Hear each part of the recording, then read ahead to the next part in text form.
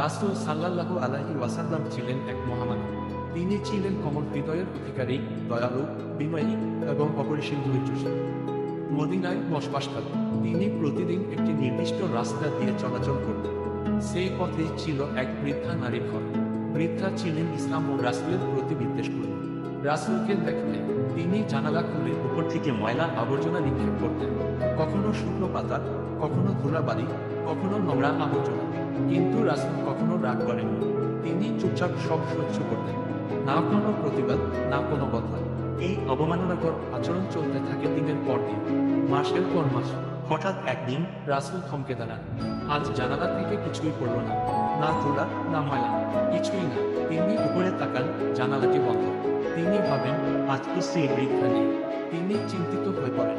পরে আশপাশের লোকজনের কাছে খোঁজ নিয়ে জানতে পারেন বৃদ্ধা গুরুতর অসুস্থ, বিছানা থেকে উঠতে পারছেন না। রাসূল তার শুশ্রূষার জন্য নিজে ছুটে যান। তিনি দরজায় কড়া নাড়েন।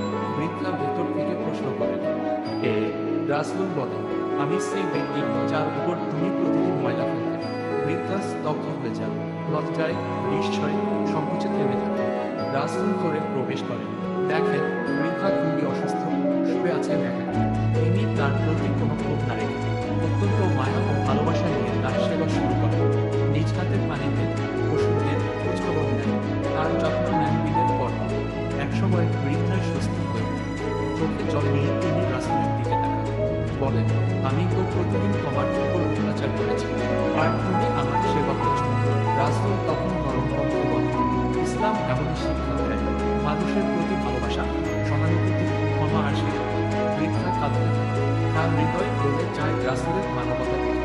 তিনি বলেন, আমি সাক্ষ্য দিচ্ছি, আপনি সত্যিকার নবী। আমি আজ থেকে ইসলামের অনুসারী। এভাবেই একটি কোমল হৃদয়, একটুকু দয়া, একটি জীবন পরিবর্তন করে দিয়েছে।